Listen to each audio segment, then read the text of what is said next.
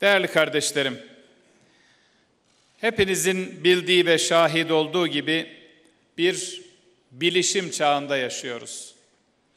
Hayatın önemli oranda dijital mecralarda geçtiği bir dünyanın içerisindeyiz. Dünyanın bir başında olan bir olay, aynı saniye içerisinde öbür başında duyulabiliyor, görülebiliyor.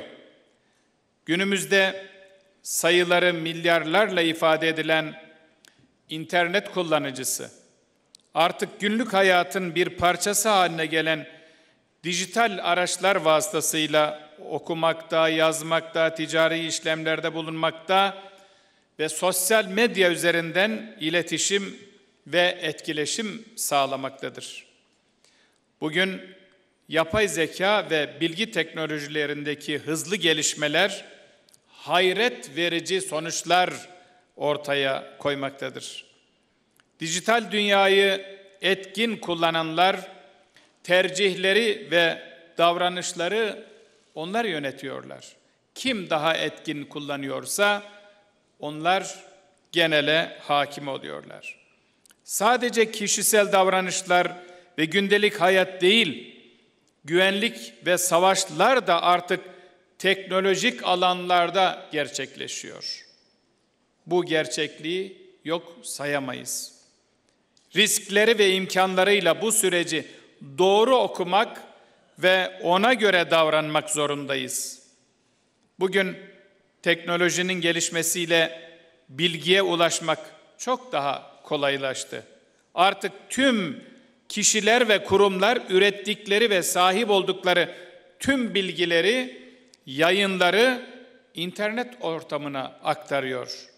İddialarını, görüşlerini, tercihlerini yazılı, görsel, işitsel olarak paylaşıyor. Zira devasa malumat yığınları içerisinde doğru mecraları bulmak, milyonlarca belge ve içerik arasından doğru bilgileri öne çıkarmak büyük bir dikkat ve özveri gerektiriyor. Diğer yandan insanlar dijital dünyada eğlenceli, etkileyici, kısa ve zahmetsiz içeriklere daha çok ilgi gösteriyor. Bütün bu gelişmeler hayatın her alanında olduğu gibi din ve diyanet hizmetleri alanında da mevcut gerçeklikleri dikkate alarak hizmet üretmeyi zorunlu kılıyor. Bu bağlamda Diyanet İşleri Başkanlığımız yaşadığımız zamanın idrakinde olarak teknolojinin tüm imkanlarını din hizmetleri için kullanmaya gayret ediyor. Zira bizim en temel görevimiz toplumu din konusunda aydınlatmaktır. İslam'ın evrensel değerlerini insanlığa nasıl tanıtabiliriz? Bunun için teknolojinin tüm imkanlarını en iyi şekilde değerlendirmek zorundayız. Dijital mecraların tamamında ilmihalden akademik bilgiye kadar her alanda güçlü, nitelikli, kapsamlı içeriklerle insanlığa hizmet sunmak zorundayız.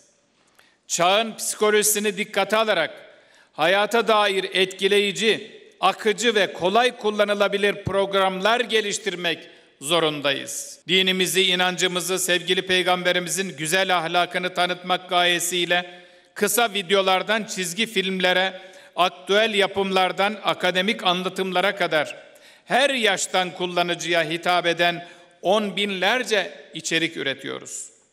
Yeni neslin ilgisini çekebilen, ihtiyaçlarına, becerilerine ve gönül dünyalarına hitap edebilen nitelikli içeriklerle onları buluşturmak için gayret ediyoruz.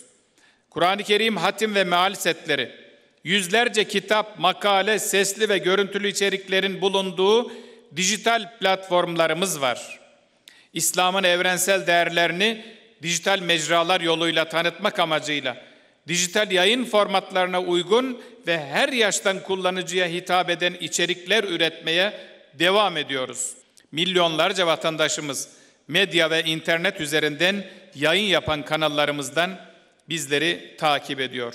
Son 3 ayda sadece web sitelerimizde 100 milyona aşkın görüntülenme, e-kitap ve sesli kitap uygulamamızdan 1 milyona aşkın indirme gerçekleştirilmiştir.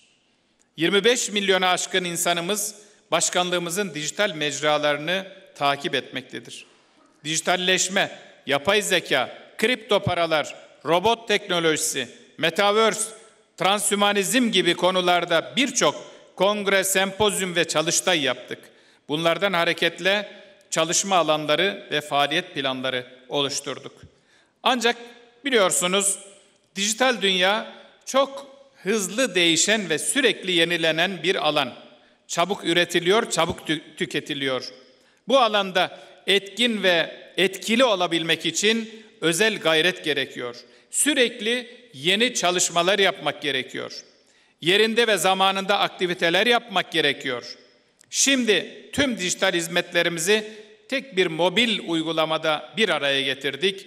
Namaz vakitlerinden fetva hizmetlerine, aile dünyasından din hizmeti mekanlarına kadar e-Diyanet uygulaması içerisinde yüzlerce hizmet alanı var.